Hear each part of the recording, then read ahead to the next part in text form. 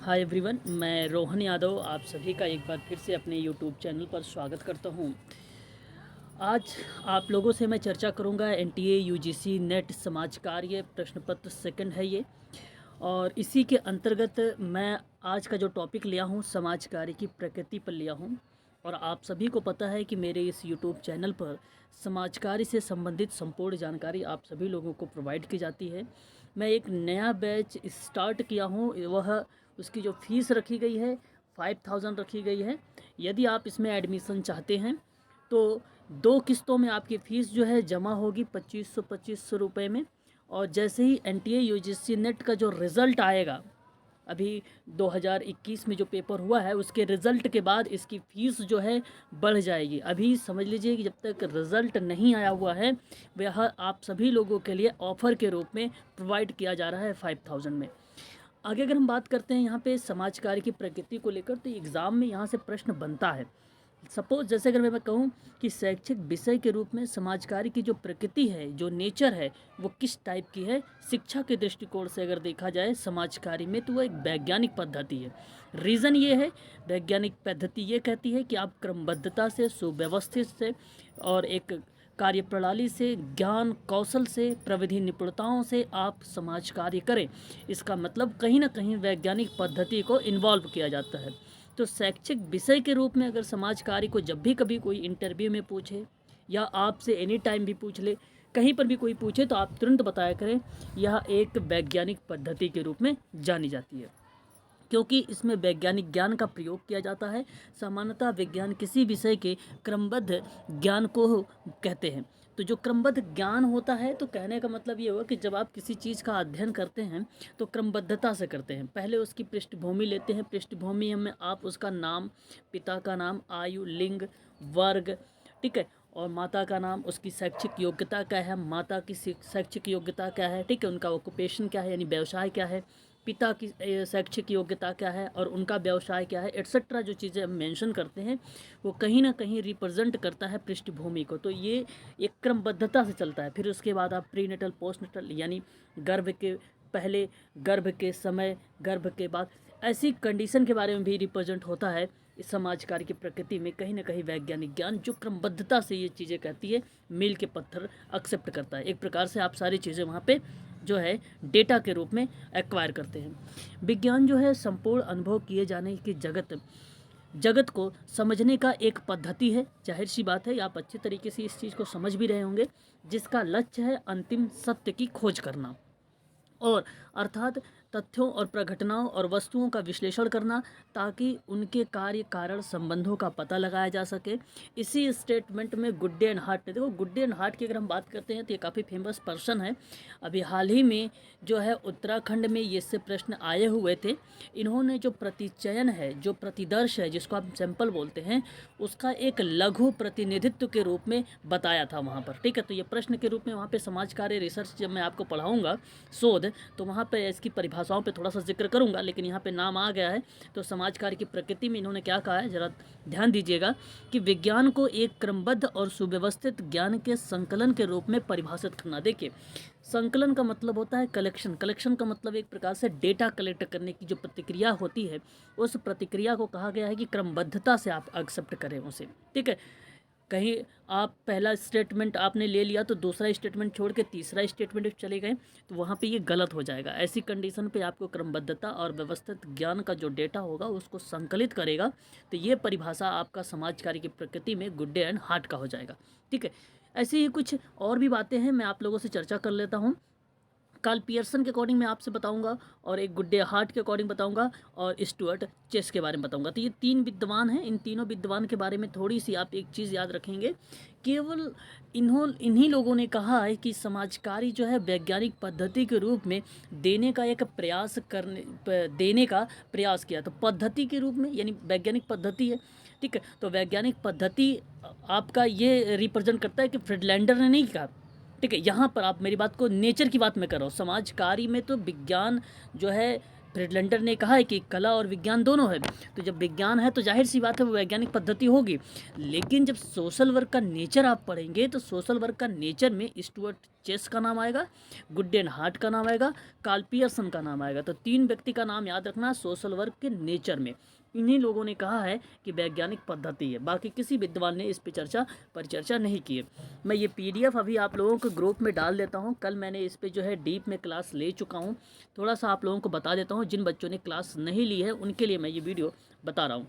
अगर मैं आपसे बात करूँ कि विज्ञान जो है क्रमबद्ध ज्ञान तथा तथ्यों की प्रघटनाओं को समझने के लिए निश्चित पद्धति, जिसमें प्रामाणिकता होती है, उसकी जांच करने के लिए कोई भी व्यक्ति जिसे उसके बारे में संदेह हो या संदेह कर सकता हो, तो दूसरे शब्दों में ये कहा जा सकता है कि कौन कौन सी इसकी विशेषताएं हम यहाँ पर देख सकते हैं। तो ध्यान रखिएगा, एक तो आपका होता है सत्यापनशीलता या इसे आप कह लीजिए प्रामाणिकता।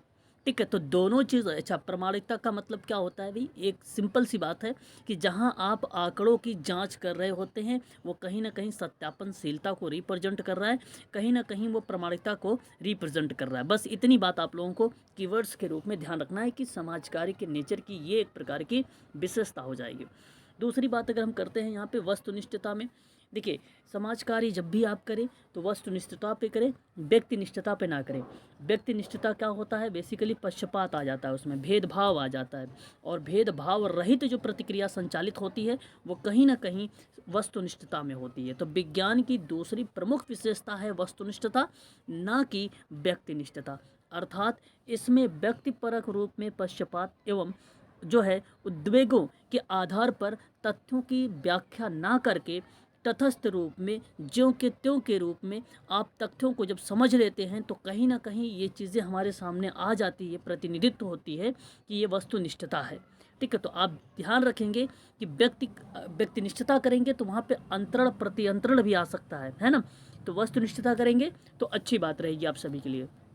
ऐसे में इंटरव्यू में भी पूछ लिया जाता है कि समाज कार्य बेसिकली किस पे आधारित है, तो आप ध्यान रखेंगे अगर ये भी वर्ड वहाँ पे मेंशन करेंगे, बोलेंगे कि वस्तुनिष्ठता पर आधारित है, तो भी आपको यहाँ पे 1 नंबर दिए जाएंगे इंटरव्यू में भी। ठीक है, आगे अगर हम बात करते हैं निश्चयतात्मकता क्या होती है। निश्चय का मतलब होता है सर्टेन। ठीक है, सिंपल सी बात है। तो विज्ञान की तीसरी एक प्रमुख विशेषता है कि सुनिश्चित स्वरूप। तो यानी इसमें अनिश्चितता या संदेह जब पैदा होने लगती है तो ऐसी बातों पर बल नहीं दिया जाता है, तो उसे कहा जाता है निश्चितता। ठीक है, निश्चितात्मकता। ठीक है, तो याद रखिएगा निश्चितात्मकता पर ये बेसिकली बल देता है समाज कार्य की प्रकृति यानी नेचर। याद रखेंगे, ये थोड़ा सा इम्पोर्टेंट है। ठीक है, अनिश्चितता जो होती है, जो संदेह होता है, इस पे बिल्कुल बल नहीं देता है। इस चीज़ को आप सभी लोग ध्यान रखेंगे अच्छे से। आगे अगर हम बात करते हैं तो एक आता है आपका सामान्य। अब हम सामान्य के बारे में बात करें तो विज्ञान एक सामान्य पद्धति है, क्योंकि सभी प्रकार के विज्ञानों में इसका एक ही निश्चित रूप होता है और एक निश्चित चरण होते हैं, इसीलिए इसे सामान्य पद्धति कही जाती है, क्योंकि इसके द्वारा सामान्य नियम या सिद्धांतों का भी निर्माण किया जाता है। तो आप लोगों को यहाँ पे जो सामान्यता बताई गई है वो ये बताने की कोशिश की जा रही है कि सभी प्रकार के विज्ञानों में इसका एक ही निश्चित रूप होता है, एक ही निश्चित चरण होता है, इसीलिए इसे सामान्य पद्धति कही जाती है बस। और सामान्य पद्धति कहने का तात्पर्य ये होता है कि सामान्य नियम और सिद्धांत का निर्माण भी होता है ऐसी कंडीशन पर। ठीक है, तो आप इसे भी ध्यान रखेंगे। एग्जाम में प्रश्न बनेंगे कि समाज कार्य की जो प्रकृति है निम्नलिखित में से किन तथ्यों को निरूपित करेगी, ऐसे प्रश्न बनेंगे। तो ऑप्शन में आपको इस तरीके से जो मैंने भी आपको बताए हैं कि निश्चितात्मकता क्या होती है, वस्तुनिष्ठता क्या होती है, सामान्यता क्या होती है, क्रमबद्धता क्या होता है, तो इसके कुछ पॉइंट्स लिखे रहेंगे आप लोगों को। ठीक है, आगे बात करते हैं क्रमबद्धता। और ये इस बात से आप सभी लोग रूबरू हैं कि विज्ञान क्रमबद्ध अध्ययन पर बल देता है, अर्थात इसके द्वारा अनुसंधान का मतलब होता है शोध यानी रिसर्च, समस्या से संबंधित तथ्य एकत्र करने में सहायता मिलती है, इसीलिए क्रमबद्धता का प्रयोग किया जाता है। तो ये समाज कार्य का नेचर है। समाज कार्य का नेचर कहता है कि भाई मैं निश्चितता पर बल दूंगा, मैं वस्तुनिष्ठता पर बल दूंगा, मैं वैज्ञानिकता पर बल दूंगा, मैं नियम और सिद्धांत पर बल दूंगा। ये उसके नेचर है सोशल वर्क के, है ना, ध्यान रखेंगे। कार्य कारण का संबंध को रिप्रेजेंट करता है। अच्छा, विज्ञान और वैज्ञानिक पद्धति की एक अन्य प्रमुख विशेषता इसका ये भी है कि कार्य कारण संबंधों पर बल देना, अर्थात यह पद्धति किसी घटना के कारण और परिणाम दोनों का जब पता लगाना पड़ता है तो ऐसी कंडीशन पर सोशल वर्क का जो नेचर होता है वो कहता है कि मैं कार्य कारण का संबंध जानना चाहता हूँ। क्या रीज़न है कि वह व्यक्ति बीमार हुआ, क्या रीज़न है कि वह व्यक्ति डिसेबल हुआ, क्या रीज़न है कि वह व्यक्ति के अंदर डिप्रेशन आया। तो इस तरीके का जो कार्य कारण संबंध बताने की कोशिश करता है ये सोशल वर्क का नेचर है, ये ऑटोमेटिक वहाँ पर आना शुरू हो जाएगा। आगे अगर हम बात करते हैं तो एक आता है पूर्वानुमान। पूर्वानुमान क्या होता है? पूर्वानुमान का मतलब सीधा सी बात है कि जब हम विज्ञान में किसी क्रमबद्धता का रूप से अध्ययन करते हैं, जब वहाँ पर हम बल देते हैं तो हमें कार्य कारण पता चल जाता है, संबंधों का पता चल जाता है, और जब हमें कार्य कारण पता चल जाते हैं तो हम वहाँ पर पूर्वानुमान लगा लेते हैं। पूर्वानुमान का मतलब एक प्रकार से ये होता है जैसे पूर्व ज्ञान को रिप्रेजेंट करिए, है ना। पूर्व ज्ञान तात्पर्य ये है कि उसको कितनी वो चीज़ें आती हैं। लाइक अगर आपको किसी बच्चे को पढ़ाना है, आपको ए से लेकर जेड तक, मान लीजिए बच्चा है और उसे ए से लेकर ई तक का आता है, तो ऐसी कंडीशन पर ई वाले जो अल्फ़ाबेट लेटर हैं इसको आप छोड़ेंगे नहीं, आप ई से ही स्टार्ट करेंगे। तो क्योंकि आपने जाना कि उसका पूर्व ज्ञान लगाया कि पूर्व ज्ञान है कितना, पूर्व ज्ञान उसका ए से ई तक आता है और ई से लेकर आप ई एफ जी एच आप सिखा रहे हैं, तो वो एक प्रकार का पूर्व ज्ञान को रिप्रेजेंट करता है। तो कहीं ना कहीं ये क्रमबद्धता को एक प्रकार से बताता है पूर्वानुमान भी।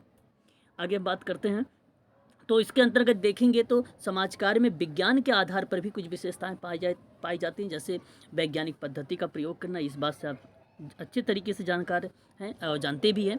समाज कार्य से संबंधित ज्ञान प्रमाण पर आधारित है।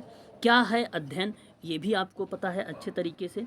और तथ्यों का वर्गीकरण एवं विश्लेषण करना, जो भी तथ्य आ रहे हैं, जो भी डेटा आपके पास आ रहे हैं उसका वर्गीकरण कर रहे हैं, विश्लेषण कर रहे हैं। कार्य कारण संबंधों की व्याख्या भी कर रहे हैं आप सभी लोग, है ना। और सामान्यीकरण एवं सिद्धांत का निर्माण का भी प्रयास कर रहे हैं। तो जनरलाइजेशन एक चीज़ मैं बताना चाहूँगा। सपोज मान लीजिए एक बच्चे को आप रेड कलर सिखा रहे हैं और रेड कलर के आइडेंटिफिकेशन करके आप उसकी पहले विशेषता बताते हैं कि ये रेड कलर है, ठीक है। रेड कलर की अगर आपके पास जानकारी हो जाएगी तो भाई रेड कलर का मतलब एक प्रकार से खतरा होता है, इंडिकेट, इस तरीके से आप उसकी विशेषता बताएंगे। रेड कलर जो होता है वो रेड लाइट पर प्रयोग में जो है हम रुक सकते हैं, इसका मतलब है कि आपको रुकना है रेड लाइट। तो पहले विशेषता बताते हुए आपको रेड कलर बताते हैं। फ्लैश कार्ड लेते हैं, बहुत सारे संसाधन हैं, बहुत सारे TLM है, टीचिंग लर्निंग मटेरियल है, उसका प्रयोग करते हैं। फिर लास्ट में आपको जनरलाइजेशन करना चाहते हैं, सामान्यीकरण करना चाहते हैं आप लोग कि ये इसको रेड कलर आया कि नहीं आया। तो ऐसी कंडीशन पे आप वहाँ पे रेड रख लेते हैं, ठीक है। जो है ब्लू कलर रख लेते हैं, ठीक है। और आप जो है ब्लैक कलर रख लेते हैं।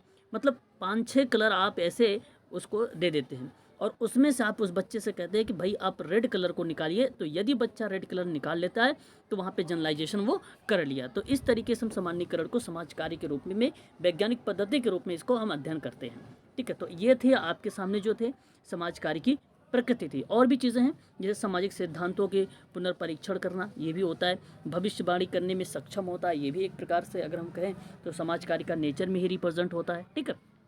तो ये था समाज कार्य की प्रकृति पर कुछ और ध्यान रखना। समाज कार्य की प्रकृति में ही जो होता है किसी भी प्रकार का जाति, रंग, प्रजाति, लिंग, धर्म पर आधारित किए जाने वाले भेदभाव के विरुद्ध होगा। समाज कार्य सामाजिक डार्विनवाद और सर्वाधिक योग के जीवित रहने के सिद्धांत के विरुद्ध है। इस प्रकार समाज कार्य की इस बात में विश्वास नहीं रखता है कि केवल शक्तिशाली ही समाज में जीवित रहेगा और कमज़ोर का शीघ्र नाश हो जाएगा, ठीक है। तो इसका कहने का तात्पर्य एक प्रकार से यहाँ पर यह है कि समाज कार्य नेचर जो है वो क्रमबद्धता, वैज्ञानिक और जो है अनिश्चितता और जहाँ पे संदेह होता है उस पर काम नहीं करता है सोशल वर्क, और ये सोशल वर्क का नेचर है, ठीक है। वैज्ञानिक मानवतावाद पर आधारित है ये और वैज्ञानिक आधार का उपयोग करता है ये। समाज कार्य निश्चित मूल्य पर आधारित है, जब उन्हें संगठित किया जाता है तब उसे समाज कार्य का दर्शन कहा जाता है। तो समाज कार्य आवश्यक योग्यता व्यक्ति की प्रतिष्ठा में विश्वास पर आधारित है। तो आदमी सम्मान योग्य है क्योंकि मानव की सम्माननीय है, ना कि इस कारण कि वह धनी और शक्तिशाली है, और उसकी योग्यता और गरिमा मानवीय प्रकृति के कारण जो है विभूषित है। तो आप ये कह सकते हैं कि यह एक प्रकार से समाज कार्य की प्रकृति है। तो आज के लिए बस इतना ही। यदि आपको कोई समाज कार्य से जानकारी चाहिए तो डिस्क्रिप्शन में मेरा नंबर दिया गया है, आप वहाँ से जाकर संपर्क कर सकते हैं मुझसे।